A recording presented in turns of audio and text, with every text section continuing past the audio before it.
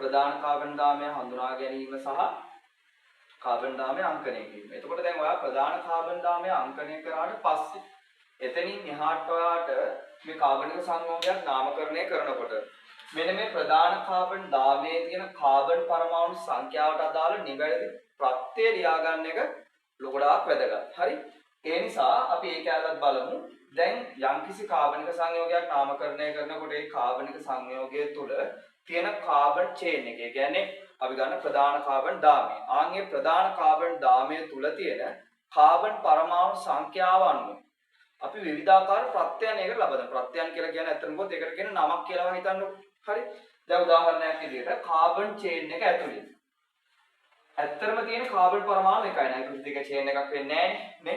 ඒක නිකම්ම කාබනික සංයෝගය තනි කාබන් පරමාණුවකින් අඩංගු වෙන එකක් වෙනවනේ. එතකොට තනි කාබන් පරමාණුවක් විතරයි නම් කාබනික සංයෝගය තුල තියෙන්නේ. එතනදී අපි කියනවා එකට මෙත් කියලා. මෙත්. හරි? ඊළඟට කාබන් පරමාණු දෙකක් තියෙනවා නම් ඒකට කියනවා එත් කියලා. කාබන් පරමාණු තුනක් තියෙනවා නම් ඒකට අපි කියනවා ප්‍රොප් කියලා. ප්‍රොප්. හරි? කාබන් පරමාණු සංඛ්‍යාව 4ක් නම් අපි කියනවා එතනදී බියුට් කියලා. එතකොට මෙන්න මේවට අපි කියනවා ප්‍රත්‍යයන් කියලා. මෙත්, එත්, ප්‍රොප්, බියුට් නවා ප්‍රත්‍යය. හරි? ඊළඟට කාබන් පරමාණු ගාන 5ක් නම්. ඇඳ පෙන්වන්න යන්නේ නැහැ කාබන් පරමාණු ගාන. එතකොට මෙතනින්ද කියන්නේ නැහැ කාබන් පරමාණු ගාන 5ක් නම් එතනදී අපි කියනවා එයාට පෙන්ට් කියලා. ප්‍රත්‍යය. හරි? ඊළඟට කාබන් පරමාණු සංඛ්‍යාව 6ක් නම් එතනදී අපි කියනවා එයාට හෙක්ස් කියලා. හෙක්ස්. හෙක්ස්. හරි. කාබන් පරමාණු සංඛ්‍යාව 7ක් නම් කියනවා හෙප්ට් කියලා. හෙප්ට්. H E P T හෙප්ට්. හරි. කාබන් පරමාණු ගාන 8ක් නම් අපි කියනවා ඔක්ට් කියලා. ඉතින් මෙන්න මේ කාබන් පරමාණු 8ක් වෙනකම් විතරයි සාමාන්‍යයෙන් උසස් පෙළ විෂය නිර්දේශය සඳහා යත් වෙන්නේ. එතකොට මේ වෙනකම් ආපු කාබනික සංයෝග නාමකරණය කිරීම කියන තැන්වලදී අපිට ගොඩාක් ඇවිල්ලා තියෙන්නේ මේ කාබන් පරමාණු 8 කියන තැනට වෙනකම්ම විතරයි. හරිද? එතකොට ඒකෙදි 8 හෝ 8ට අඩුවෙන් තමයි අපිට ලැබෙන්නේ. හරිද?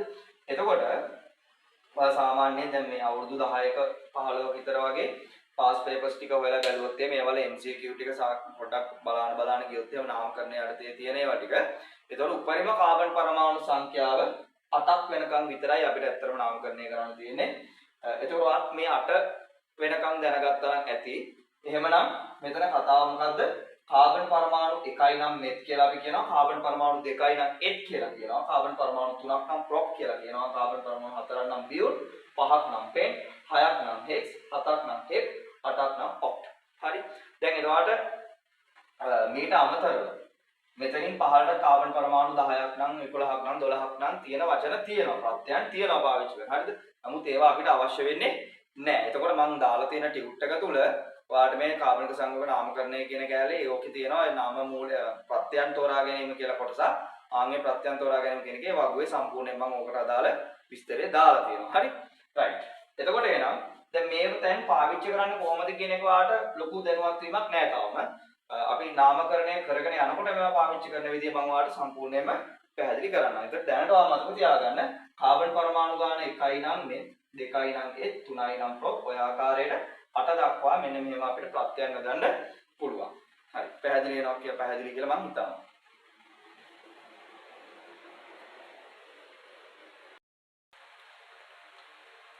right. හරි. හරි. ඊළඟට අපිට කතා කරන්න තියෙන්නේ මේ කාබන් චේන් එක ඇතුලේ. හරි. කාබන් චේන් එක ඇතුලේ බැරි වෙලාවකවත් ඔයා හිතන්න තිබුණා කියලා ද්විත්ව බන්ධනයක්. කාබන් චේන් එක ඇතුලේ ද්විත්ව බන්ධනයක් තිබුණා. ආන්ගේ ද්විත්ව බන්ධනයක් තියෙනවා නම් ආන්ගේ ද්විත්ව බන්ධනය තියෙන ස්ථානය ගැන ඔයාලට ප්‍රකාශ කරන්න වෙනවා. හරි? ඊළඟට ඒ ස්ථානය වගේම එතන තියෙන ද්විත්ව බන්ධනයක් දැන් මෙතන නම් තියෙන ද්විත්ව බන්ධනයනේ. තියෙන ස්ථානය සඳහන් කරලා තියෙන්නේ මොන බන්ධනයක්ද කියලා සඳහන් කරන්න වෙනවා. හරිද? ආන් ඒ වගේ අවස්ථාවලදී ද්විත්ව බන්ධනයක් තිබුණොත් පුතේ ආන් එතන අපි නාමකරණය කිරීමේදී යොදන්නේ ENE කියන ප්‍රත්‍යය. ENE කියන ප්‍රත්‍යය. හරි? ENE. ඊළඟට හිතන්න කාබන් චේන් එකේ ත්‍රිත්ව බන්ධනයක් තිබුණා කියලා. කාබන් චේන් එකේ ත්‍රිත්ව බන්ධනයක් තිබුණොත් එහෙම එතනදී අපි පාවිච්චි කරන්නේ YNE. I කියන ප්‍රත්‍යය. YNE කියන ප්‍රත්‍යය. හරි. එතකොට එහෙනම් කාබන් චේන් එකක ද්විත්ව බන්ධනයක් තිබුණොත් මොකද්ද අපි හදන්නේ? ඊන් කියන එක. මේක එතකොට ප්‍රොනවුන්ස් කරන්නේ අපි ඊන් කියලා. උච්චාරණය කරනවා. හරි. මේක අපි උච්චාරණය කරන්නේ අයින් කියලා. අයින්. මේක ඊන් කියනවා මේක අයින් කියලා කියනවා. හරි. දැන් මේවා පාවිච්චි වෙන විදිය කොහොමද කියලා ඔයාලට හොයාගන්න කියලා දෙනවා මම ඉස්සරහට අපි නාමකරණය කරගෙන යනවා. හරි. දැනට මම මතක තියාගන්න මම මේ කාරණා කියන දේවල් ඔක්කොම ටික ඊන් කියලා කියන්නේ ද්විත්ව බන්ධනයක්. කොහේ හරි තැනක ඊන් කියන එකක් වා දැක්කොත් එහෙම එතනදී කියලා තියෙන්නේ ද්විත්ව බන්ධනයක් ගැන YNE අයින් කියලා තිබුණොත් මේ එතනදී කියලා තියෙන කාබන් චේන් එකේ තියෙන ත්‍රිත්ව බන්ධනයක් ගැන. හරි. මම හිතනවා ඔයාලට මේ කැලලක් පැහැදිලි වෙන්න ඇති කියලා. ඊළඟට අපි හිතමු දැන් කාබන් චේන් එකක ද්විත්ව බන්ධනක් නැහැ ත්‍රිත්ව බන්ධනක් නැහැ. තියෙන්නේ ඒක බන්ධන විතරයි. හරි.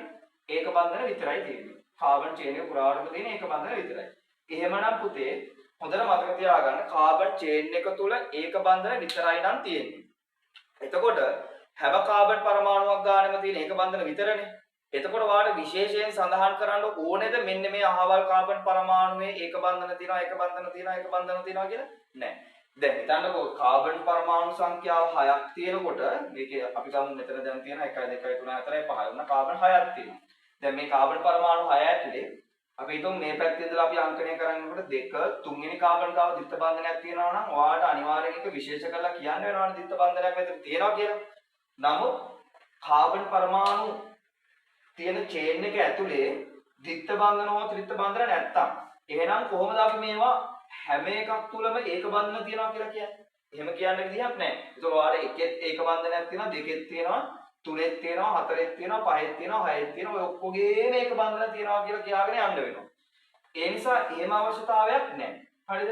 කාබන් චේන් එක තුල ඒක බන්ධන විතරයි නම් තියෙන්නේ. ඔයා විශේෂයෙන් මේක කියන්න අවශ්‍ය නැහැ ඒක බන්ධන පමණයි තියෙන්නේ කියලා. හැබැයි ඒක බන්ධන විතරක් තියෙනවා කියන එක ඔයා සඳහන් කරන්න ඕනේ. මොන කාබන්ද කියලා කියන්න අවශ්‍ය නැහැ. මොකද හැම කාබන් ගෙන්න තියෙන්නේ ඒක බන්ධන විතරයි. එතකොට කාබන් චේන් එකක තියෙන ඒක බන්ධන විතරයි නම් ආන් එතනදී ඔයාට ANE කියන පදය යොදන්න වෙනවා. ANE. එතකොට මේක අපි ප්‍රොනවුන්ස් කරන්නේ AN කියලා. AN. හරි. හොඳයි අපහරිනේ. right. AN කියලා තමයි අපි මේක ප්‍රොනවුන්ස් කරන්නේ. එහෙම නැත්නම් අපි උච්චාරණය කිරීම කරන්නේ AN කියලා. එතකොට එහෙනම් කාබන් දාමයේ තුල තියෙන්නේ ඒක බන්ධන විතරයි නම් AN කියනවා. කාබන් දාමයේ තුල ද්විත්ව බන්ධන හෝ ත්‍රිත්ව බන්ධන තියෙනවා නම් ඒ ද්විත්ව බන්ධනය හෝ ත්‍රිත්ව බන්ධනයේ තියෙන ස්ථානයේ විශේෂයෙන් සඳහන් කරලා ඊන් කියලා කියන්න ඕනේ. එහෙම නැත්නම් ත්‍රිත්ව බන්ධනයක් නම් අයින් කියලා කියන්න ඕනේ. නමුත් ඒක බන්ධන විතරයි නම් තියෙන්නේ. අපිට එහෙම විශේෂයෙන් කියන්න තරක් නැහැ. මොකද හැමතැනම තියෙන්නේ ඒක බන්ධන නිසා. හරිනේ? right. මම හිතනවා ඔයාලට මම මේ කිව්ව දේවල් ටික පැහැදිලි වෙන්න ඇති කියලා. right. දැන් මේවා ඔක්කොම ටික කියලා දුන්නාට පස්සේ එක තැනකදී මම මේ කියලා දුන්න දේවල් ටික සම්පූර්ණයෙන්ම පාවිච්චි කරනවා මේ නාමකරණය කියන එක පැහැදිලි කරන්න. හරි? ඒ නිසා මේ කියන හැම කරුණක්ම හොඳින් ඔළුවේ තියාගන්න. හරි නේද? right. අපිට බලන්න තියෙනවා මේ ආදේශිත කාණ්ඩ හඳුනා ගැනීම. ආදේශිත කාණ්ඩ හඳුනා ගැනීම සහ ඒවාට කියන නම් මොනවද කියලා පොඩ්ඩක් ඔයාලා දැනගන්න සිද්ධ වෙනවා. හරිද? දැන් හිතන්න මෙන්න මෙහෙම කාබනික සංයෝගයක් තිබුණා කියලා. ඔන්න කාබනික සංයෝගයක් තිබුණා මේ විදිහට. හරි? එතකොට මේ කාබනික සංයෝගය ඇතුලේ කෙලවරේ තියෙනවා මෙන්න මෙහෙම කාබොක්සිලික් අම්ල කාණ්ඩයක් තියෙනවා කියලා හිතන්න තියෙනවා. හරි? ඊළඟට මීට අමතරව මේකේ තියෙනවා OH කාණ්ඩක් තියෙනවා. හරිද? NO2 කාණ්ඩක් තියෙනවා. හරි? ඊළඟ අපි හිතමු මේකේ තියෙනවා කියලා තව ක්ලෝරින් පරමාණුකුත් තියෙනවා කියලා හිතමු. ක්ලෝරින් එකකුත් තියෙනවා. right. දැන් මෙන්න මෙහෙම තිබුණා කියලා හිතන්න. මොකද මේකේ ඉතුරු පරමාණු ටික මම අඳලා පෙන්නන්නම්කෝ. මේව H හයිඩ්‍රජන් and මෙතන H2 හයිඩ්‍රජන් එකක් කියනවා මෙතන CH2 වෙනවා. හරිනේ? එතකොට එහෙනම් දැන් මෙන්න මේ වගේ කාබනික සංයෝගයක් අපිට දැන් දීලා තියෙනකොට ඔයාලා ප්‍රධාන ක්‍රියාකාරී කාණ්ඩය මොකක්ද හඳුනගන්නේ මොකක්ද කියලා හඳුනගන්න දැන් දන්නවනේ ඔයා නේ ප්‍රධාන ක්‍රියාකාරී කාණ්ඩය කියන එක හඳුනගන්න ඔයාලට මේ තියෙන කාණ්ඩයන් ටික ඔක්කොම ටික බලලා ප්‍රමුඛතා ලයිස්ට්ුවේ ඉහළින්ම තියෙන එකකට අදාළව ඔයා ප්‍රධාන ක්‍රියාකාරී කාණ්ඩය තෝරගන්න. හරිනේ? එතකොට දැන් ඔයා ප්‍රමුඛතා ලයිස්ට්ුවේ බැලුවොත් එහෙම මේ කට්ටියගේ මෙයානේ උඩින්ම ඉන්නේ එක්කන. හරි? මෙයා තමයි උඩින්ම ඉන්නේ එක්කන. ඒ කියන්නේ මේ COOH කාබොක්සිලික් අම්ල කාණ්ඩය තමයි ඉහළින්ම ඉන්නේ. එතකොට මෙයා තමයි ප්‍රධාන ක්‍රියාකාරී කාණ්ඩය බවට පත් වෙන්නේ. එතකොට මම කිව්වාට මතකද ප්‍රධාන ක්‍රියාකාරී කාණ්ඩය තෝරගත්තට පස්සේ ඉතුරු කට්ටියට මොනවා වෙනවද කියලාද මම කිව්වේ. එයාලට මම කිව්වා එයාලා ආදේශිත කාණ්ඩ බවට පත් වෙනවා කියලා. එහෙනම් මෙයාලා ආදේශිත කාණ්ඩය. මේ කට්ටිය ආදේශිත කාණ්ඩය. එතකොට මෙන්න මේ ආදේශිත කාණ්ඩයක් වා හඳුනා ගන්න ඕනේ. මෙන්න මෙයා ආදේශිත කාණ්ඩයක්, මෙයා ආදේශිත කාණ්ඩයක්, ඊළඟ මෙයා ආදේශිත කාණ්ඩයක්. එතකොට මෙන්න මේ ආදේශිත කාණ්ඩයන්ට කියන වෙන වෙනම නම් තියෙනවා. හරි. දැන් මේ OH කාණ්ඩයක් වාර ආදේශිත කාණ්ඩයක් විදිහට තිබුණොත් එහෙම අපි මේ ගත්ත උදාහරණයට අනුව විතරක් මම කතා කරන්නම්. OH කාණ්ඩයක් තිබුණොත් එහෙම අපි අන්නේ ආදේශිත කාණ්ඩයක් විදිහට ආ ඉන්නකොට අපි යාට කියන්නේ හයිඩ්‍රොක්සි කියලා. හරි? හයිඩ්‍රොක්සි. හරි? මේ NO2 කාණ්ඩයන් තියෙන්නේ NO2 කාණ්ඩයක් තිබුණොත් එහෙම ආදේශිත කාණ්ඩයක් විදිහට අපි යාට කියන්නේ නයිට්‍රෝ කාණ්ඩයක් කියලා. නයිට්‍රෝ. හරි? ඊළඟට මෙයා ගත්තොත් එහෙම මෙයා ඉන්නේ ක්ලෝරින් පරමාණුවනේ. මෙයා වගේ කෙනෙක් ගත්තොත් අපි කියන්නේ ක්ලෝරෝ කියලා. ක්ලෝරෝ. හරි? එතකොට මේ ක්ලෝරෝ කාණ්ඩයක්. දැන් හිතන්න බ්‍රෝමීන් පරමාණුවක් තිබුණා කියලා. එහෙම වුණොත් කියනවා බ්‍රෝමෝ කියලා. හරි? ඊළඟට හිතන්න බෙන්සීන් අණුවක් තිබුණා කියලා මේකේ. මෙහෙම බෙන්සීන් අණුවක් තිබුණා. මේ වගේ කැලලක් තිබුණොත් අපි ඒකට කියන්නේ ෆීනයිල් කියලා. ෆීනයිල් කාණ්ඩයක් කියලා කියනවා. ෆීනයිල්. හරි? එතකොට ඔය විදිහට ඔයාට ප්‍රධාන ක්‍රියාකාරී කාණ්ඩය තෝරගත්තට පස්සේ හරි ප්‍රධාන ක්‍රියාකාරී කාණ්ඩය හරියට හොයාගත්තට පස්සේ දාමයට සම්බන්ධ වෙලා තියෙන අනිකුත් ආදේශිත කාණ්ඩයන් මොන විදියටද හඳුන්වන්නේ කියලා අර ප්‍රමුඛතා ලයිස්තුව දීලා තියෙන වගුව තියනවා නේද? ආන්ගේ වගුවේම දීලා තියෙනවා ප්‍රධාන ක්‍රියාකාරී කාණ්ඩයක් ලෙස ඇතිවිට යොදන ප්‍රත්‍යය සහ ඊළඟ ආදේශිත කාණ්ඩයක් ලෙස ඇතිවිට යොදන ප්‍රත්‍යයන් කියලා වෙලෙන්නේ. හරිද? ඕකේදී ඔය ආදේශිත කාණ්ඩයක් ලෙස යොදන ප්‍රත්‍යය කියලා තියෙන ඒ තීරුවේ බලන්න ඔයා මේ OH කාණ්ඩයට කියන්නේ හයිඩ්‍රොක්සි කියලා මම දීලා තියෙනවා. Cl කියන එක කරා ක්ලෝරින් පරමාණුව තිබුණොත් යාට ක්ලෝරෝ කියලා කියන්නේ. ඊළඟ බ්‍රෝමීන් පරමාණුව තිබුණොත් බ්‍රෝමෝ. අයඩින් පරමාණුවක් තිබුණොත් එම අයඩෝ. හරිද? ඒතකොට ෆීනයිල් කාණ්ඩයක් තිබුණොත් එම මේ බෙන්සීන් අණුවක් තිබුණොත් එම යාට ෆීනයිල් කියලා. ඒතකොට ඔන්න ඔය ටික මම සම්පූර්ණයෙන්ම ඔයාට ඔය දීලා තියෙන ප්‍රමුඛතා ලයිස්තුව දීලා තියෙන වගුවේ ආදේශිත කාණ්ඩයක් ලෙස ඇතිවිට යොදන ප්‍රත්‍යය කියන තීරුවේ දීලා තියෙනවා. හරිද?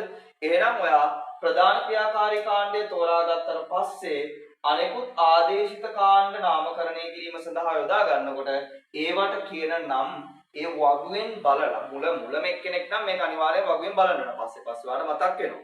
හරිද? මතකයි. එතකොට ආර අවුලක් වෙන්නේ නැහැ. මුලමින් මොකද දැනට මුලදීම මේක ඉගෙන ගන්න කෙනෙක් නම් ඔයාලට මේ ආදේශිත කාණ්ඩ වලට කියන නම් අර වගුවෙන් බලලා තමයි දාන්න වෙන්නේ. හරිද? එතකොට මේ වගුවෙන් බලලා මේ ආදේශිත කාණ්ඩය මොනවද කියන එක හඳුනා ගන්න වෙනවා. පැහැදිලිද? right. හරි. ඊළඟට මේ ආදේශිත කාණ්ඩයන් පිළිබඳව පොඩක් විශේෂිත කාරණාවක් මට ඔයාලට පොඩක් පැහැදිලි කරලා දෙන්න ඕනේ. මේක සාමාන්‍යයෙන් පැටලෙන්න පුළුවන් මුලදී. ඒ නිසා මම මේක ටිකක් කියලා දෙන්න ඕනේ කියලා හිතුවා. දැන් හිතන්නකෝ මෙන්න මෙහෙම සංයෝගයක් තියෙනවා කියලා කාබන් පරමාණු ඔන්න අපි ගමු 4ක් තියෙනවා කියලා. මේ කෙලවරේ එතකොට කාබොක්සිලික් අම්ල කාණ්ඩයක් බැඳිලා තියෙනවා. හරිද?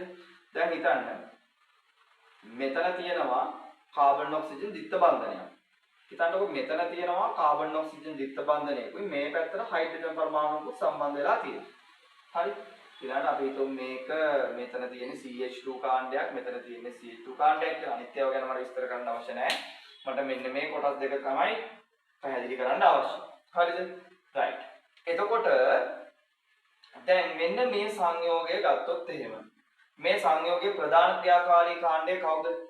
මේ කොටසේ ඉන්නවා මේ කොටසේ ඉන්නවා මේ කොටසේ. දැන් අපි වෙන වෙනම මේ කැලේ ටික බැලුවොත් මෙයා කාබොක්සිලික් අම්ල කාණ්ඩයක්.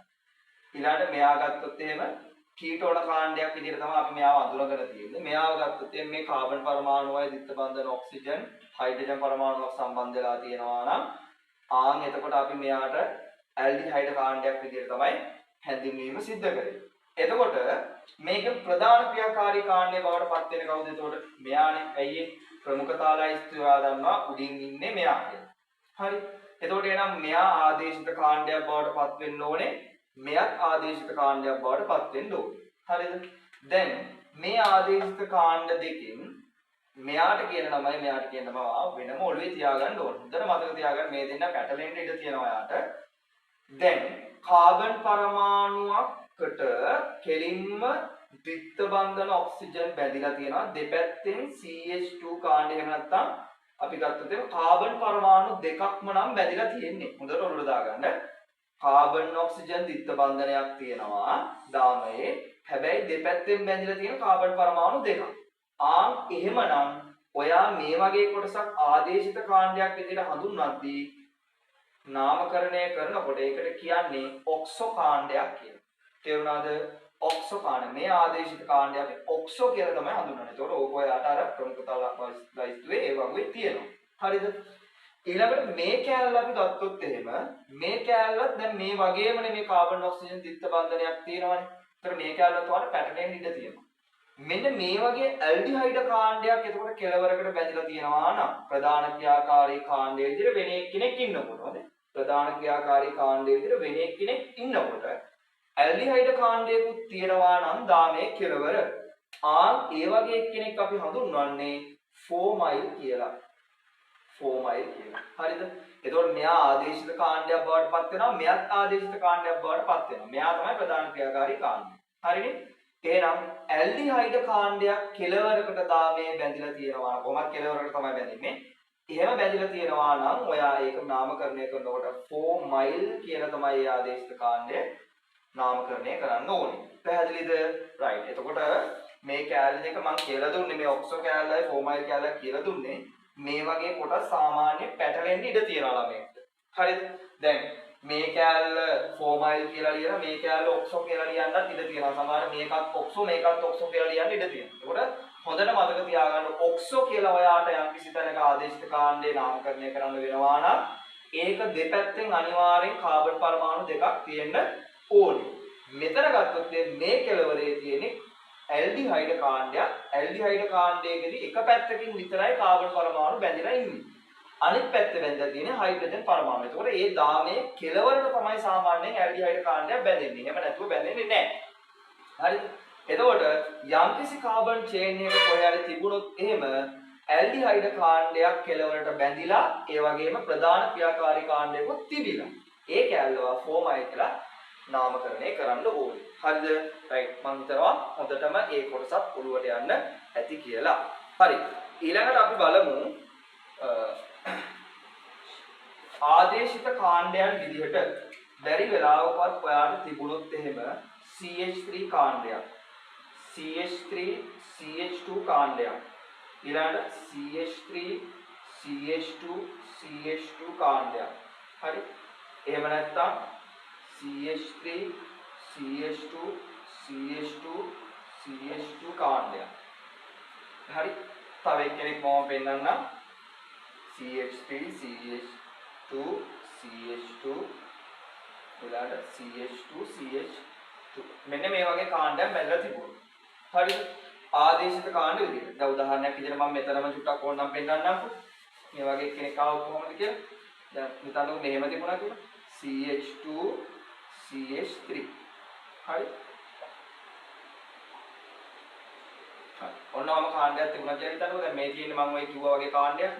හරි. CH3 CH2 කාණ්ඩයක් මෙතන බැලලා තියෙන්නේ CH2 CH2 CH. හරි.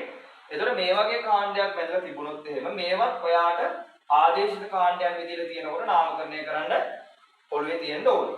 එතකොට මෙන්න මේ වගේ කාණ්ඩයක් CH3 කැලලක් බැඳලා තිබුණොත් එහෙම ඔයා ඒ කැලල නාමකරණය කරනකොට ඒ කොටසට කියන්නේ මෙතිල් කියලා. මෙතිල් කාණ්ඩයක්. මේ වගේ කොටසක් බැඳලා තිබුණොත් ඒ කියන්නේ මෙන්න මෙතන වගේ කොටසක් බැඳලා තිබුණොත් ඒ කොටසට කියන්නේ අපි එතිල් කාණ්ඩයක් කියලා. හරිද?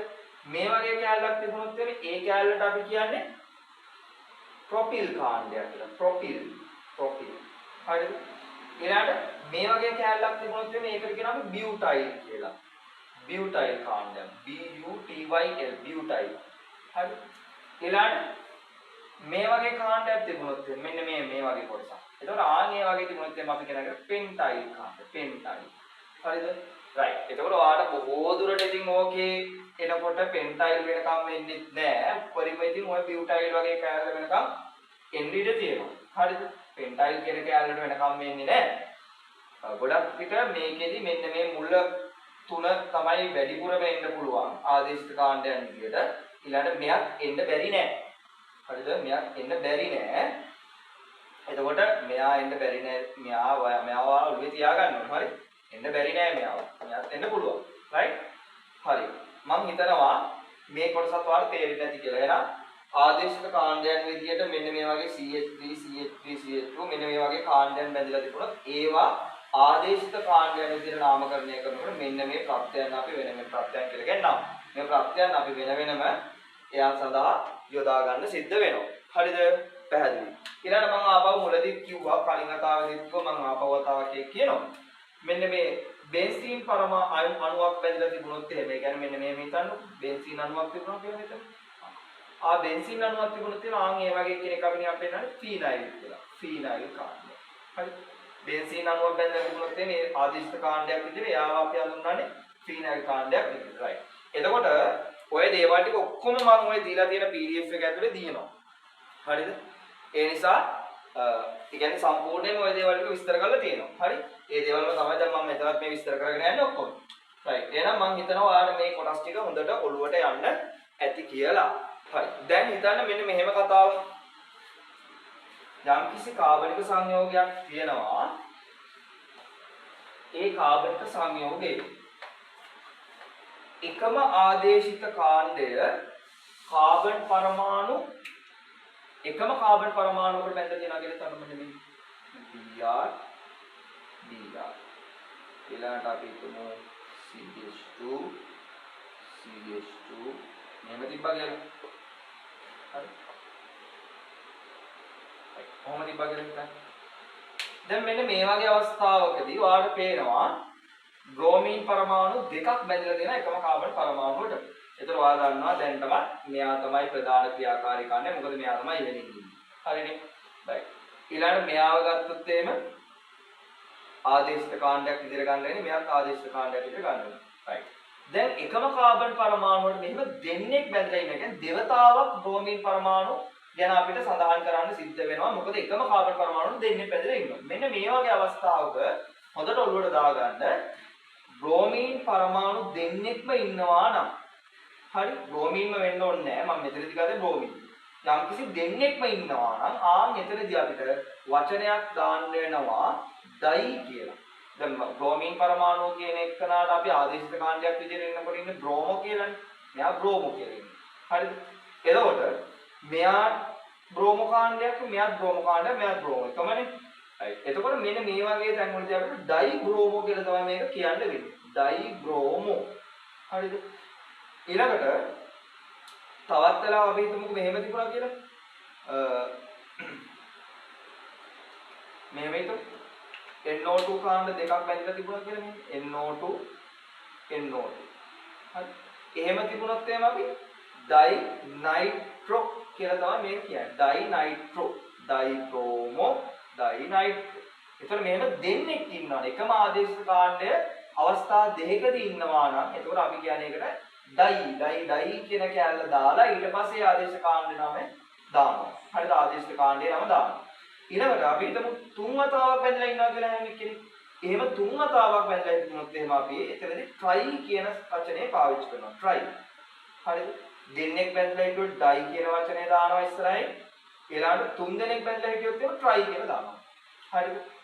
ඒ කියන්නේ යම්කිසි ආදේශිත කාණ්ඩයක් එක් වතාවකට වැඩියෙන් වැදිලා තියෙනවා නම් යම්කිසි ආදේශිත කාණ්ඩයක් එක් වතාවකට වැඩියෙන් බැඳලා තියෙනවා නම් යම්කිසි කාබන් දාමයක තියෙන කාබන් පරමාණු එකකට වෙන්න පුළුවන්. එහෙම නැත්නම් කාබන් පරමාණු කීපයකට වෙන්න පුළුවන්. හරිද?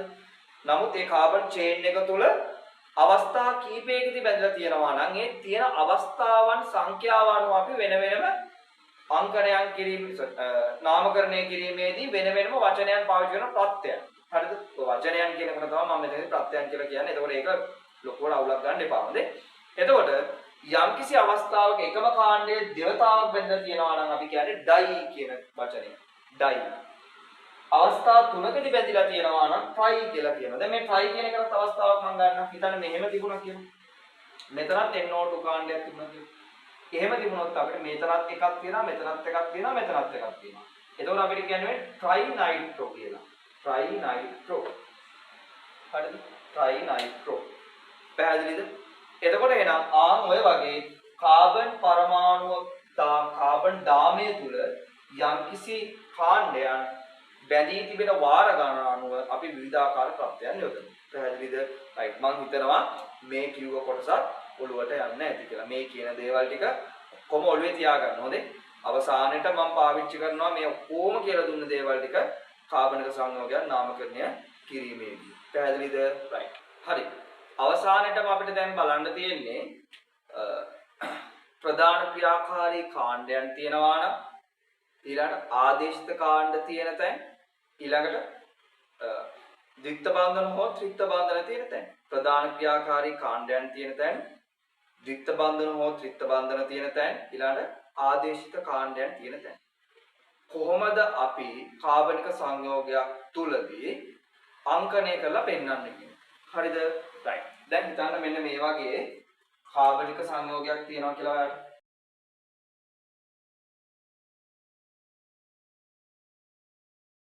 දැන් ඔයා දන්නවා මේ කට්ටිය ඔක්කොම දිහා බැලුවට පස්සේ හරි ඔයාලට තේරෙනවා මේකේ මේ අරගෙන තියෙන සංයෝගයන් ටික බලද්දි මේ NO2 කාණ්ඩයන් NO Br පරමාණුවක් තියෙන මෙතන ෆීනයිල් කාණ්ඩයක් තියෙන්නේ. එතකොට මෙයා ඇල්ඩිහයිඩ් කාණ්ඩයක්. හරිද? එතකොට මේ කට්ටිය ඔක්කොම ටික ඔයා සලකලා බැලුවට පස්සේ පුතේ ඔයාලට තේරෙනව නේද? මෙන්න මෙයා තමයි ප්‍රධාන ආදිශිත කාණ්ඩය කියලා. මොකද ඔයා බැලුවොත් මෙයා ගිහිල්ලා අර ප්‍රමුඛතාලයිස්තුවේ මෙයා තමයි ප්‍රධාන ක්‍රියාකාරී කාණ්ඩය විදිහට අපිට හඳුනා ගන්න වෙන්නේ. මොකද මෙයා තමයි උඩින්ම ඉන්නේ එක්කන. ඒතොර එහෙනම් මෙයා තමයි ප්‍රධාන ක්‍රියාකාරී කාණ්ඩය වඩපත් වෙන්නේ. එහෙනම් මේ අනිත් සියලුම කට්ටිය කවුද? NO2 කාණ්ඩය, අයඩයිඩ් කාණ්ඩය, Br පරමාණු ඊළඟට මේ බෙන්සීන් අණු මේ හතර දෙනාම කවුද? මෙයාලා ආදේශිත කාණ්ඩ වඩපත් වෙනවානේ. දැන් ඔයා අංකණය කරන්නත් දන්නවනේ. ඒතර මම මේකට 1 දුන්නා 2 3 4 5 ඊළඟට මෙතනට 6. හරි? මෙතනට හයිඩ්‍රජන් පරමාණුවක් එන්න ඕනේ. right. එතකොට එනවා ඔන්න ඔය විදිහට දැන් ඔයා අංක දාලා තියනවා අංකණය කරලා තියනවා ප්‍රධාන කාබන් චේන් එක. හරි නේද?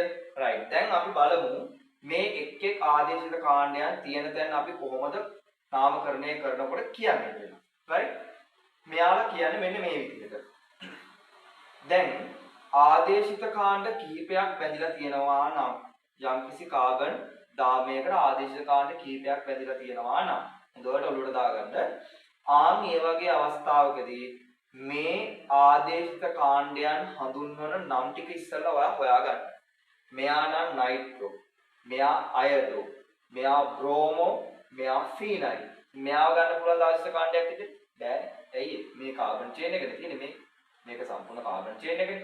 හරි. එහෙනම් මේ කට්ටිය තමයි ආදේශිත කාණ්ඩ. කවුද?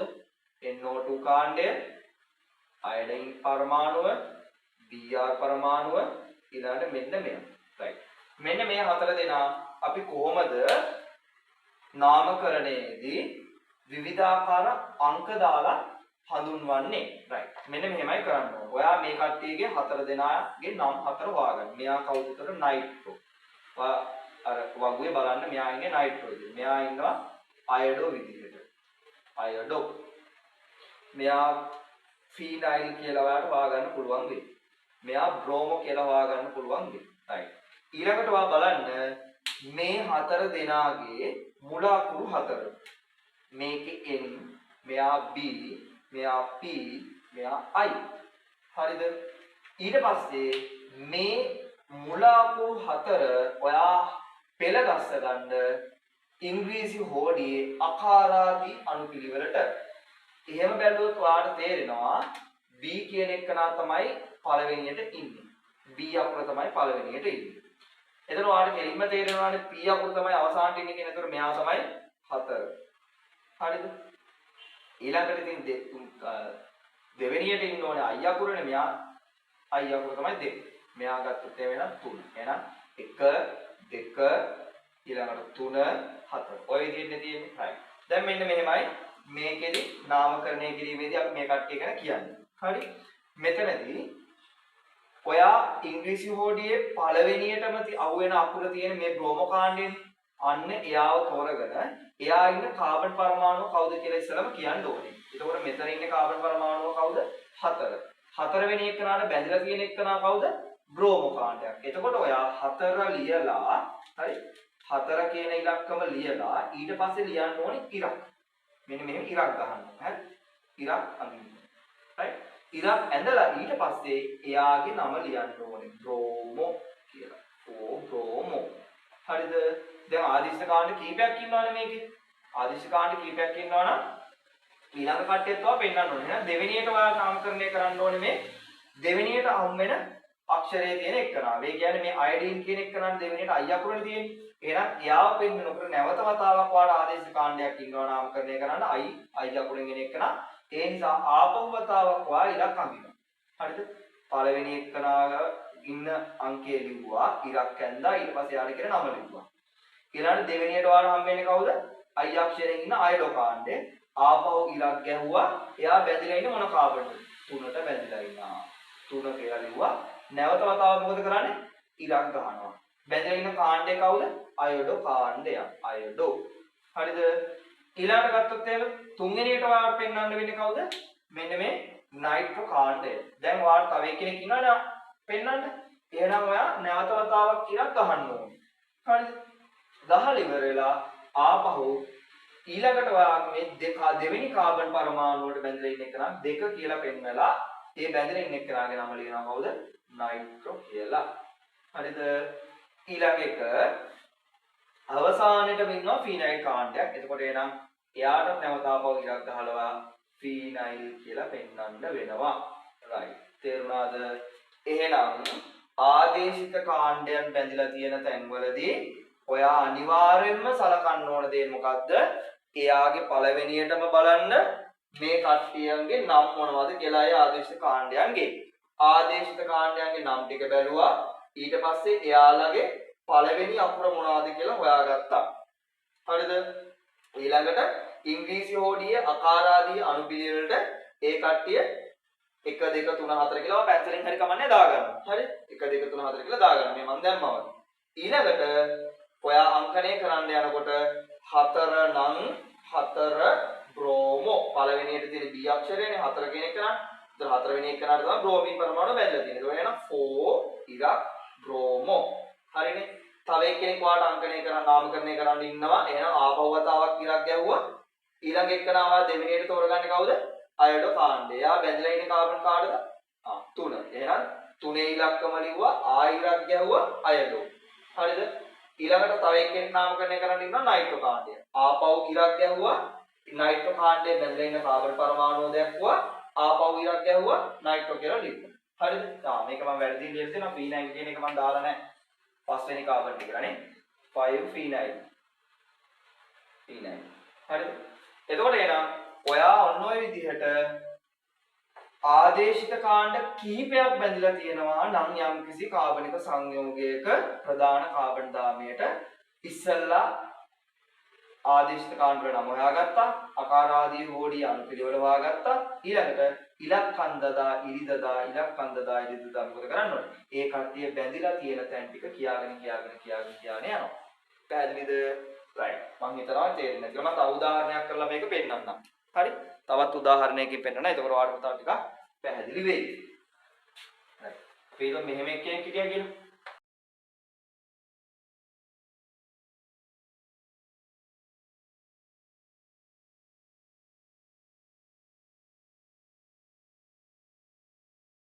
හරිනේ. දැන් ඔයා දන්නවා මෙයා තමයි ප්‍රධාන ක්‍රියාකාරී කාණ්ඩය බවට පත් වෙන්නේ. ඊළඟ මේ කට්ටිය ඔක්කොම කවුද? ආදේශිත කාණ්ඩ. හයිඩ්‍රජන් පරමාණු ආදේශ කාණ්ඩ විදිහට ගන්නවද? නැහැ. ඔයා ඒක දැන් දන්නවා. හරි. මෙයාලා ආදේශිත කාණ්ඩ. මෙයාවත් ආදේශිත කාණ්ඩයක් වෙනවා. මෙයාව ආදේශිත කාණ්ඩයක් විදිහට ගන්න පුළුවන්ද? බෑනේ. ඇයි අපි කාබන් දාමය අංකණය කරනකොට මෙයාවත් අරගන්නවනේ. ඒකට එන ප්‍රධාන කාබන් දාමය වෙන්නේ මේ.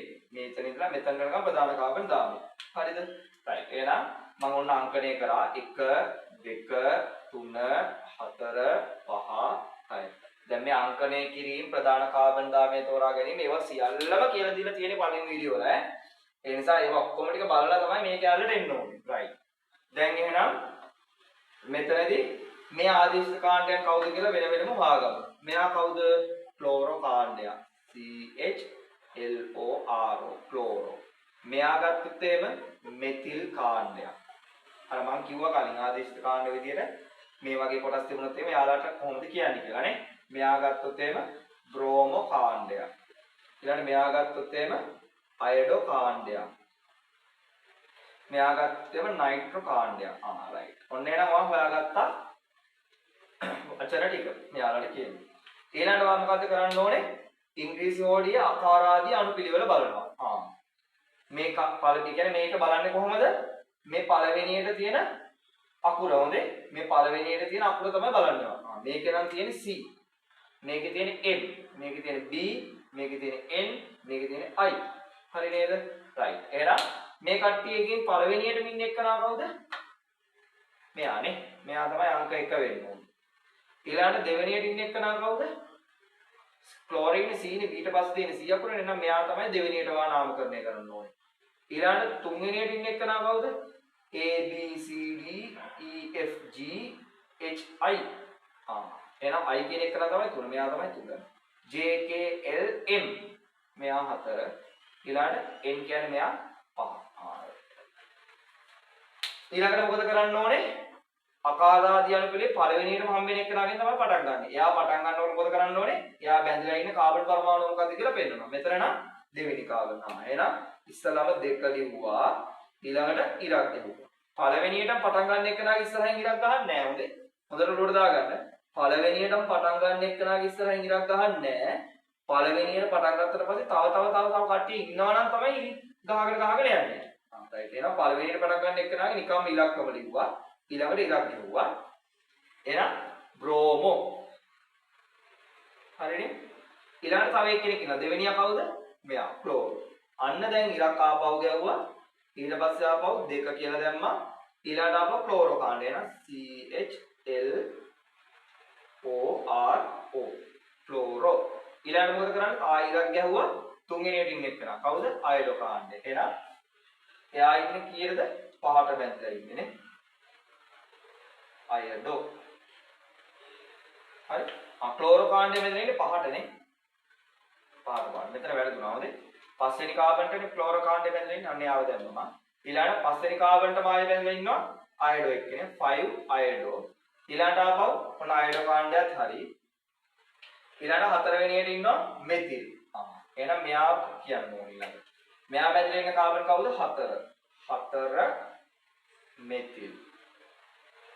ඊළඟට පස්වෙනි එකනා කවුද? නයිට්‍රෝ. එයා බැඳලා ඉන්නේ කාබන් 3. එහෙනම් 3 නයිට්‍රෝ.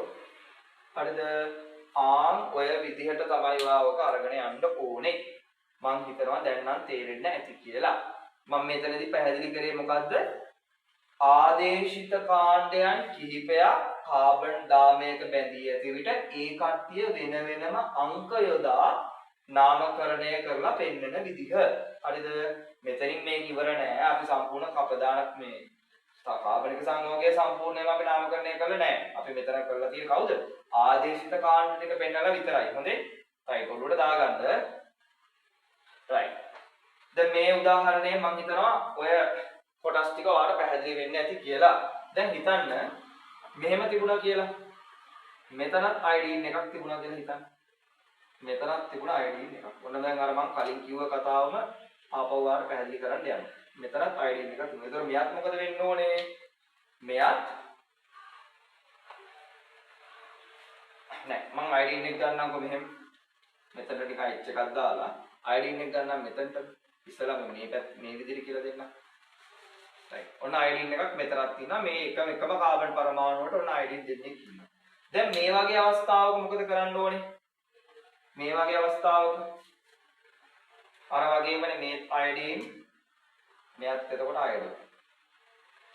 මෙයත් අයඩෝ කාණ්ඩයක්. හරිද? මෙයා මෙතිල්මයි අවුලක් නැහැ. මේ කට්ටියම අංකනේ වෙනස් කරන්න.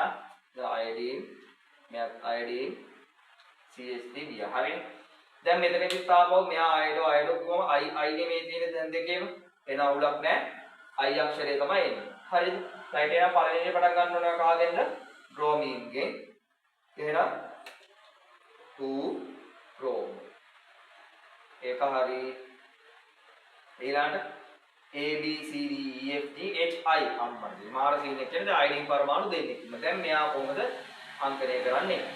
දැන් මෙතනදී වා කරන්න ඕනේ අර මම කලින් කිව්වා වගේ දෙන්නෙක් ඉන්නවා නම් එකම කාබනික කියන එකම මේ ආදේශිත කාණ්ඩේ දෙවරක් එදලා තියෙනවා නම් මොකද්ද මම කිව්වේ යොදන්න ඕන ප්‍රත්‍යය?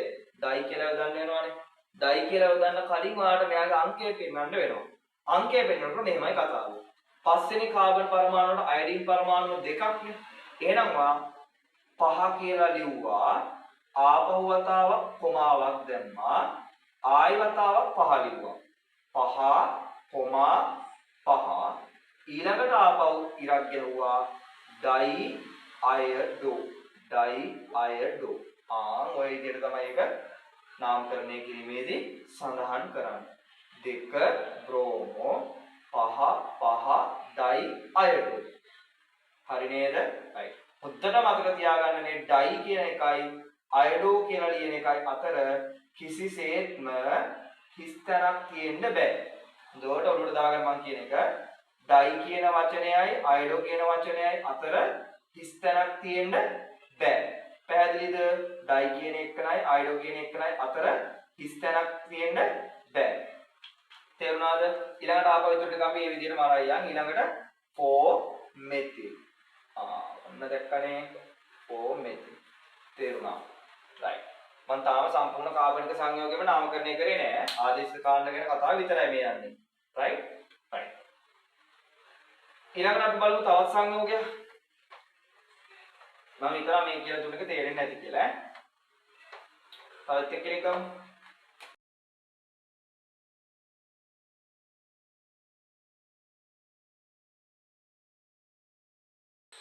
දැන් කවුද ප්‍රධාන ක්‍රියාකාරී කාණ්ඩය?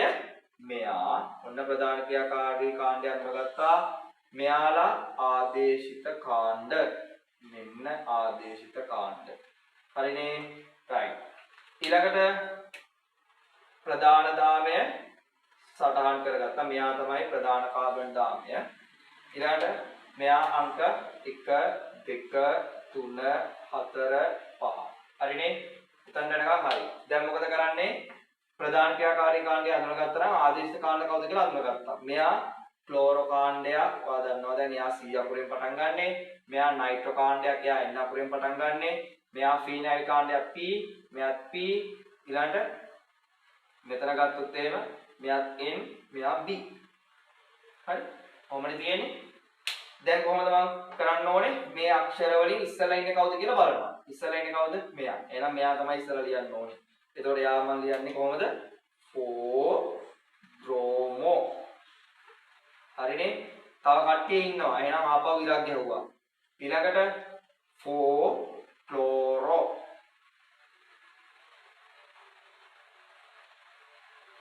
4 ක්ලෝරෝ. ඊළඟට මෙතන ඉන්නවා එහෙනම් NO2 කාණ්ඩ දෙකක්. මෙතන ඉන්නවා ෆීනයිල් කාණ්ඩ දෙකක්. N අකුර තියෙනවා P අකුරට කලින්. එහෙනම් දැන් NO2 කාණ්ඩ දෙකක් බැලගෙන එකම කාබන්ට. එහෙනම් දැන් මොකද කරන්න ඕනේ? 3,3 ඊළඟට ආපහු ඉරක් ගැහුවා. දැන් දාන්න වෙනවා දෙන්නෙක් ඉන්නවා නම් ඩයි බ්‍රෝමෝ. ඩයි නයිට්‍රෝ නේ. ඩයි නයිට්‍රෝ. අන්න මම දැක්කද මෙතන ඉස්තනක් තිබ්බේ නේ. ඩයි නයිට්‍රෝ. ඊළඟට ආපහු තව එක්කෙනෙක් ඉන්නවා අංකණය කරන්න ෆීනයිල් කාණ්ඩ නේ.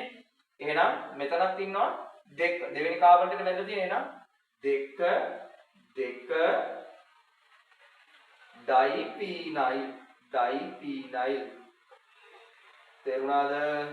right මම හිතනවා හොඳටම ඔළුවට යන්නේ නැති කියලා. එක්කෙනෙක් ඉන්නවා නම් එකපාරයි, දෙන්නෙක් ඉන්නවා නම් ඒ ඉන්න අවස්ථාව දෙපාරයි නේද? ඒ කාබන් පරමාණුව කොමාවක් දාලා දෙපාරක් පෙන්නනවා. ඊට පස්සේ ඉරක් දාලා ඩයි කියන වචනේ දැම්මා. අදාළ ආදේශ කාණ්ඩය දැම්මා. හරිනේ? මෙතනත් එහෙමනේ වෙලා තියෙන්නේ. right. ඔළුවට යන්නේ නැති කියලා මම හිතනවා. right. එහෙනම් මේ වගේ ආදේශ කාණ්ඩ බැඳලා තියෙනවා නම් ඔයා මෙන්න මේ විදිහට තමයි ඒක හඳුන්වන්නේ. පැහැදිලිද? right. දැන් තව උදාහරණයක් ගමුකෝ අපි.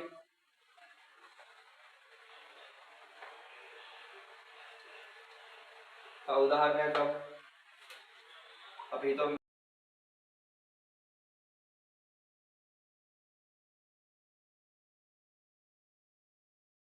හරිනේ.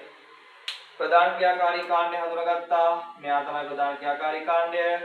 කාබන් චේන් එක එනම් මේ ඉන්න කාබන් චේන් එක කාබන් දාමය අංකණය කරා 1යි 2යි 3යි 4යි 5යි 6යි. හරිනේ? right. ආදේශිත කාණ්ඩ හඳුනාගත්තා. කවුද? මෙයා නයිට්‍රෝ N.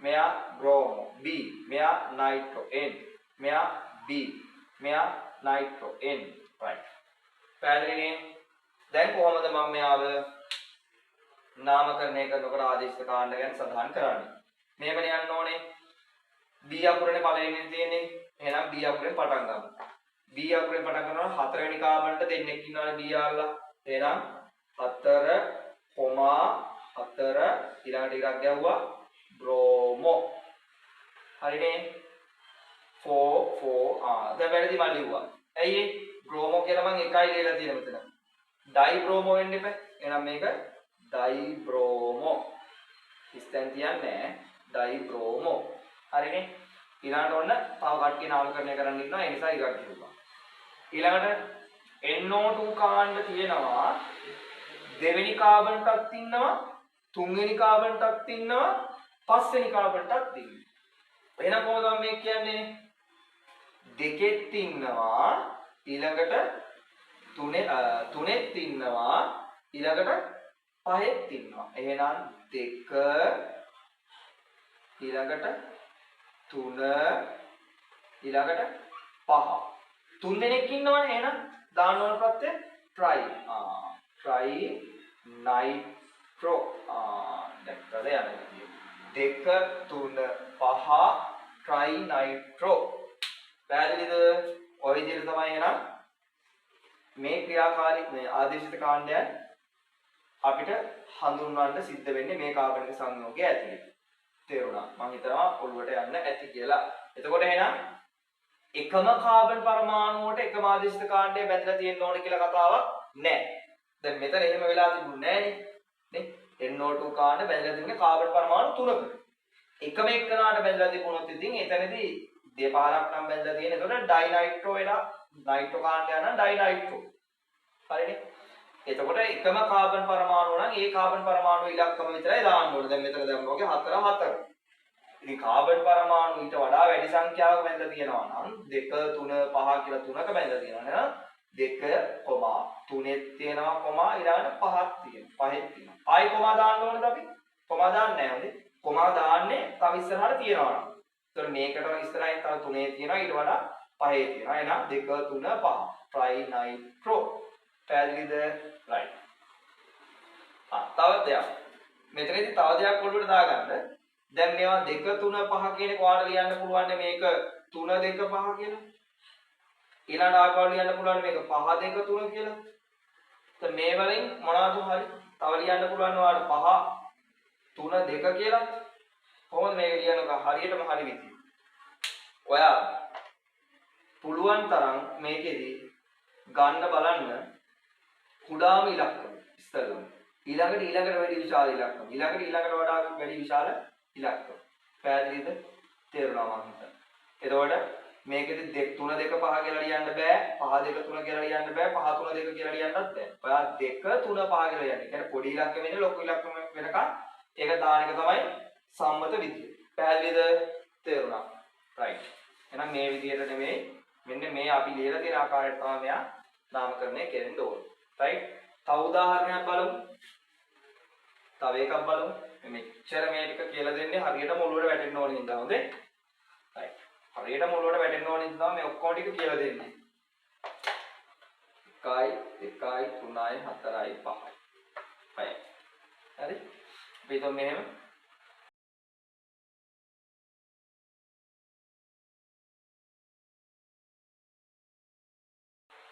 හරි.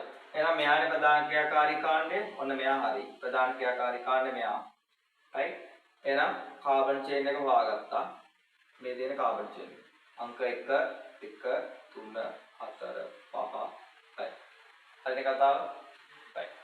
ඊළඟට මේ height එක නෑ. right. ඊළඟට හදන්න side එක නෑ. right. දැන් මේ ආදේශ කාණ්ඩ මෙයා I අකුර, මෙයා B අකුර, මෙයා I අකුර, මෙයා M අකුර, මෙයා N අකුර. right. දැන් බලමු අපි එන B අකුරෙන් ඉස්සෙල්ලා තියෙන්නේ. B අකුරෙන් ඉන්නේ එක්කරයි නේ. එහෙනම් 3 brom. දෙරින් ඉවරයි යා. ඊළඟට ගත්තොත් iodine පරමාණු තුන ඉස්සෙල්ලා එන්න. මේක සඳහන් කරුද?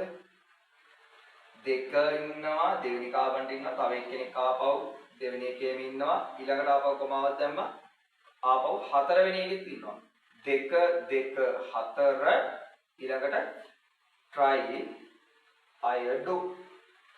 අයඩෝ හරිනේ ඒ තුන දැම්මා ඊළඟට මෙතිල් කාණ්ඩය එහෙනම් 5 මෙතිල් හරි ඊළඟට මෙතන ගත්තොත් එමේ නයිට්‍රෝ කාණ්ඩය තුනට ඉන්නේ 3 නයිට්‍රෝ හරිනේ එහෙනම් මේක අපි පෙන්නනකොට 3 බ්‍රෝමෝ 224 ට්‍රයිඩයිඩෝ 5 මෙතිල් 3 නයිට්‍රෝ කියලා තමයි පෙන්නන්න වෙන්නේ පැහැදිලි කියලා මම හිතනවා එතකොටම ඔළුවට යන්නේ නැති මේක කෑල්ල හරි එහෙනම් ආදේශිත කාණ්ඩ තියෙන තැන්වලදී ඔය දේවල් ටික හොඳට මතක තියාගන්න right ඊළඟ එක ඔන්න ආදේශිත කාණ්ඩ සම්බන්ධ කතාව හොඳේ දැන් අපි බලමු දිත්ත බන්ධන තියෙන තැන්වල කොහොමද කතාව කියලා දැන් හිතන්න මෙහෙම කාබන් දාමයේ තියෙනවා කියලා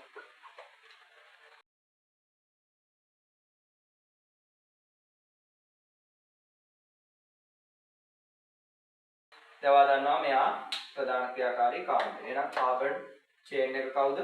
මෙන්න කාබන් චේන් එක. හරිනේ. අංකණය කරගත්තොත් 1 2 3 4 5 6 7. හරිනේ. right. ඊළඟට බලමු අපි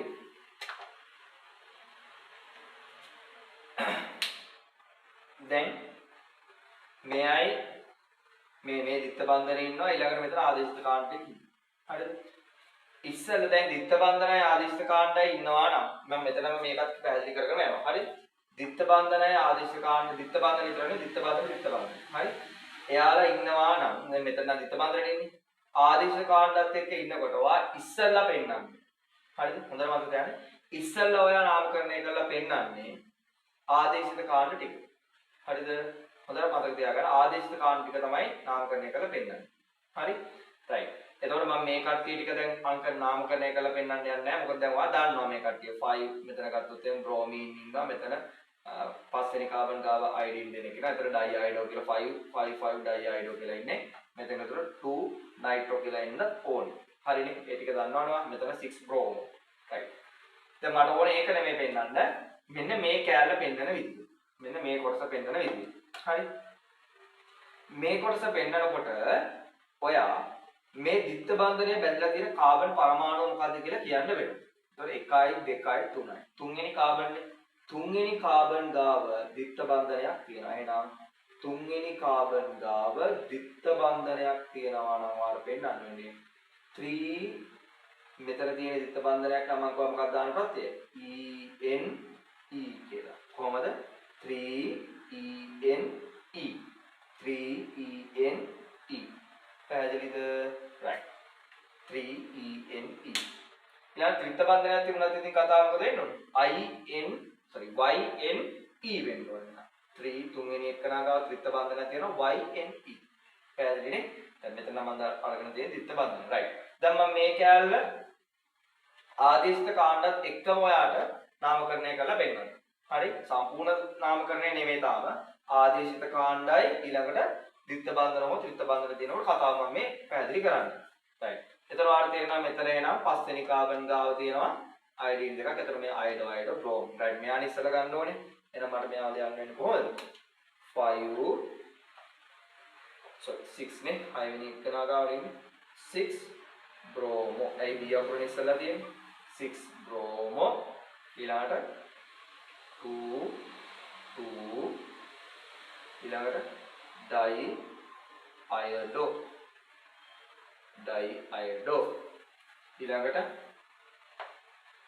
ඊළඟට 2 නයිට්‍රෝ ඊළඟට 3ENE. හරිනේ. ඉතින් ඔන්න ඔය පිළිවෙලට තමයි එන්න ඕනේ.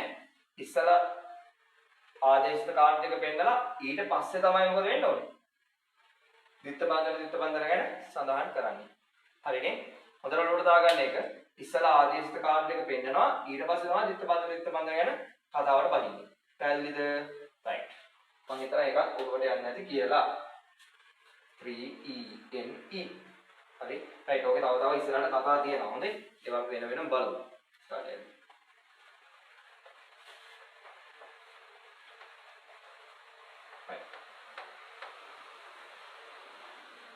හරි. මම හිතනවා මෙතනට වෙනකන් කියලා දුන්න දේවල් ටික ඔක්කොම ඔළුවට යන්න ඇති කියලා. හරි. ඊළඟට අපි බලමු කාබනික සංයෝගයක් නාමකරණය කරන නිවැරදි අනුපිළිවෙල මොකක්ද කියලා. හරි. කාබනික සංයෝගයක් නාමකරණය කරන නිවැරදි අනුපිළිවෙල මොකක්ද කියලා බලමු.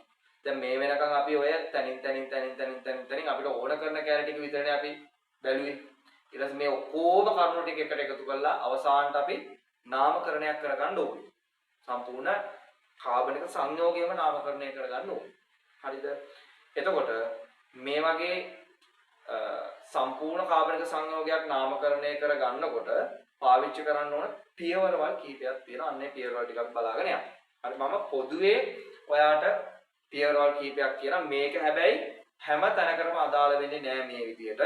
හරි මේක හැම තැනකටම මම මේ කියන පියවරවල් ටික අදාළ වෙන්නේ නෑ. ඔයාට එක් කොටස් වලට වෙන වෙනම යනකොට තේරෙවි මේ මම කියන පියවරවල් ටික සමහර තැන්වලදී වෙනස් වීමක් සිද්ධ වෙනවා. නමුත් දල වශයෙන් මට පොදුවේ කියන්න පුළුවන් මෙන්න මේ පියවරවල් ටික තමයි පාවිච්චි කරන්න වෙන්නේ කියලා. රයිට්. මෙහෙමයි වා කරන්න ඕනේ.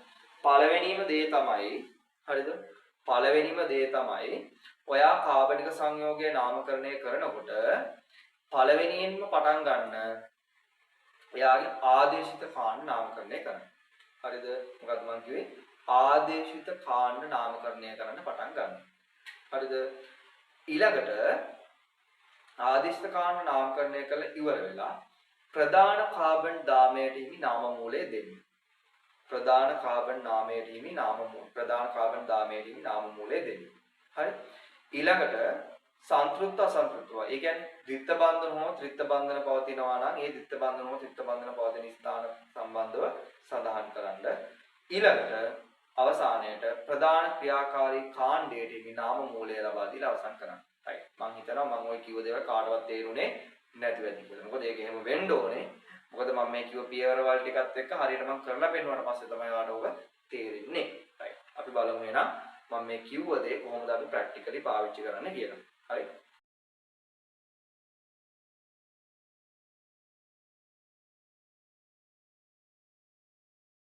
මොකද්ද පළවෙනිම කරන්නේ? ඔයා ප්‍රධාන ක්‍රියාකාරී කාණ්ඩය අඳුරගත්තා. ඊටු කට්ටිය ආදේශිත කාණ්ඩය කියලා අඳුරගත්තා. ඊළඟට මොකද කරන්නේ? කාබන් චේන් එක අංකණය කරගන්නවා. මෙයා අංක 1 2 3 4 5 6. හරිද? එහෙනම් කාබන් පරමාණු සංඛ්‍යාව 6යි. right ප්‍රධාන චේන් එක ඇතුලේ කාබන් පරමාණු 6ක් තියෙනවා. මෙහෙමයි අනුපිළිවෙල. පළවෙනියට මම කිව්වේ මොකද්ද? ආදේශිත කාණ්ඩ නාමකරණය කරලා පෙන්නන්න. right මම මේක මෙහෙම කරන්නම්. විත්ත බන්ධනයකුත් ගන්නවා නේ. විත්ත බන්ධනයකුත් ගන්න. ඒතකොට ආයෙත් චුට්ටක් මේක හොඳටම තේරෙන්න පටන් ගනි. දැන් තමයි ආදේශිත කාණ්ඩ දෙන්නෙක් විතරක් දාලා වැඩේ කරලා පෙන්නන්න. හරි? හරි. මෙහෙමයි යන්නේ. පළවෙනියටම ආදේශිත කාණ්ඩ නාමකරණය කරන්න. right. එහෙනම් ආදේශිත කාණ්ඩ ගත්තේ මෙතන ඉන්නවා කවුද? බ්‍රෝමීන් කෙනෙක් ඉන්නවා, නයිට්‍රෝජන් කෙනෙක් ඉන්නවා. එතකොට බ්‍රෝමීන් බ්‍රෝමෝ කාණ්ඩය කියන්නේ B, නයිට්‍රෝජන් කියන්නේ N. එහෙනම් ඉස්සෙල්ලා මම අංකණය නාමකරණය කරන්න පටන් ගන්න කාගෙන්ද? බ්‍රෝමෝ කාණ්ඩය. එහෙනම් මෙතන ඉස්සෙල්ලා මම 4 බ්‍රෝමෝ කියලා ලිව්වා. හරිද? ඊළාට ආපහු ඉන්නවා 5 නයිට්‍රෝ. හරි නේද? right. ඔන්න ඉරක් ගැහුවා. ඊළඟට නෑ ඉරක් ගන්න නැතුව මම කියන්නේ 5 නයිට්‍රෝ. හරි? දෙවෙනි පියවර තමයි කාබන් චේන් එකට හිමි මේ ප්‍රධාන කාබන් දාමයේ කාබන් පරමාණු සංඛ්‍යාවට හිමි නාම මූලය දෙනවා. ඒ කිව්වේ ආර මේ මොනවා කිව්වා නේද අර කලින් අවස්ථාවකදී කාබන් පරමාණු චේන් එක ඇතුලේ 6ක් තියෙනවා නම් 5ක් තියෙනවා නම් 4ක් තියෙනවා නම් 2ක් තියෙනවා නම් 3ක් තියෙනවා නම් කිව්වා නේද? මෙතනදී කාබන් පරමාණු 6ක් තියෙන නිසා මම ඒකට දාන්නේ හෙක්ස් කියලා. එතකොට එහෙනම් නයිට්‍රෝ කියලා ලිව්වා. ඊට පස්සේ හෙක්ස් කියන එක ඔයා ලියන්න ඕනේ. අන්න right. මෙතන ඉඳන් මෙතනට වෙනකන් ඔයා මොකද කරේ? ආදේශිත කාණ්ඩ තමයි නාමකරණය කරලා පෙන්නන්නේ. ඊළඟ මෙතෙන්ද මෙන්න මේ කෑල්ලේදී ඔයා ලිව්වේ මොකද්ද? කාබන් චේන් එකේ තියෙන නම් නයිට්‍රෝ hex. හරි. ඊළඟට කරන්න ඕනේ සංතෘප්ත අසන්තෘප්ත භාවය දක්වන එක. මේකේ සංතෘප්ත අසන්තෘප්ත භාවය කියලා කියන්නේ මේ මොකක්ද මම කියන්නේ? ද්විත්ව බන්ධන හෝ ත්‍රිත්ව බන්ධන තිබීම ගැන. මේකේ ද්විත්ව බන්ධනයක් තියෙනවා දෙවෙනි කාබන් පරමාණුව ගැන. right. දෙවෙනි කාබන් පරමාණුව ගාව ද්විත්ව බන්ධනයක් තියෙනවා නම් මම යාව 2ENE කියලා මට දක්වන්න වෙනවා. 2ENE කියලා දක්වන්න වෙනවා. ඊළඟට මොකද මම කරන්න ඕනේ? අවසානට මම කිව්වා පියවරක් මොකද්ද? ප්‍රධාන ක්‍රියාකාරී කාණ්ඩයට හිමි නාම මූල්‍ය ලබා දෙන්න. ප්‍රධාන ක්‍රියාකාරී කාණ්ඩයට. මෙයානේ ප්‍රධාන ක්‍රියාකාරී කාණ්ඩය. මෙයා ප්‍රධාන ක්‍රියාකාරී කාණ්ඩයේ විදියට ඉන්නකොට එයාට කියන නම ඔයික් ඇසිඩ්. ඔයික් ඇසිඩ්. ඔයික් ඇසිඩ්. හරිද? එතකොට එනවා නම් ඔයික් ඇසිඩ් කියන තැන තමයි පටන් ගන්න ඕනේ. මේ ඉවර කරන්න ඕනේ. හරිද? එහෙනම් මම මේකට ලියන්න වෙනවා දැන් ඔයික් ඇසිඩ් කියලා. ඔයික් ඇසිඩ්. හරි මේ දෙන්න මම එකතු කරලා ලියන්න. ENE කියන එක ඔයික් ඇසිඩ්. දැන් මෙන්න මේ වගේ තැනකදී ඔයා හොඳට බලන්න ඕනේ මේ ඔයා සංතෘප්ත අසන්තෘප්ත භාවය දක්වලා ඉවරුනාට පස්සේ හරි ඒකේ කෙලවර තියනවා නේද මේ E අක්ෂරය. මෙයා ඔයා දන්නවා වවල් අක්ෂරයක්. මෙයා දන්නවා වවල් අක්ෂරයක් කියලා. වවල් එකක් තියෙනවා. හරි. මෙයා වවල් අක්ෂරය. ඊළඟට ප්‍රධාන ක්‍රියාකාරී කාණ්ඩයට හිමි නාම මූලයේ පළවෙනි අක්ෂරයත් බලන්න. එයත් වවල් අක්ෂරයක්. මේ දෙන්නම වවල්. ඒ වගේ අවස්ථාවක් ආවොත් හොඳට මතක තියාගන්න ඕනේ මේ ඕනම තරකට මේ කතාව පොදුයි. සංතෘප්ත අසන්තෘප්ත භාවය දක්වන පස්සේ කෙලවරට එන අකුරයි ඊළඟට ප්‍රධාන ක්‍රියාකාරී කාණ්ඩය හඳුන්වනකොට එයාගේ පටන් ගන්න අකුරයි දෙන්නම වවල් වුණොත් එහෙම ඒ වගේ තැනකදී මේ සංතෘප්ත අසන්තෘප්ත භාවය දක්වද්දී මේ කෙලවරේ තියෙන ඊ අක්ෂරය තියෙනවා නේද? ඒ ඊ අක්ෂරය අපි ලියන්නේ නැහැ. ඒ අක්ෂරය අපි ලියන්නේ නැතුව එයාව මකලා දානවා. හරිද? මකලා දාලා මේ ප්‍රධාන ක්‍රියාකාරී කාණ්ඩය කෙලින්ම ගෙනල්ලා ඇටච් කරනවා කොතනද? මෙන්න මේ EN කියන කැලලට EN කියන කැලල නම් මෙයාව ගෙනල්ලා කෙලින්ම මම මෙතනට ඇටච් කරනවා. කොහොමද මම කරන්නේ? ඔයික් ඇසිඩ් කියන එක මෙන්න මෙහෙම ලියන්න ඕනේ. right. එතකොට උඩට දාගන්න. හරි?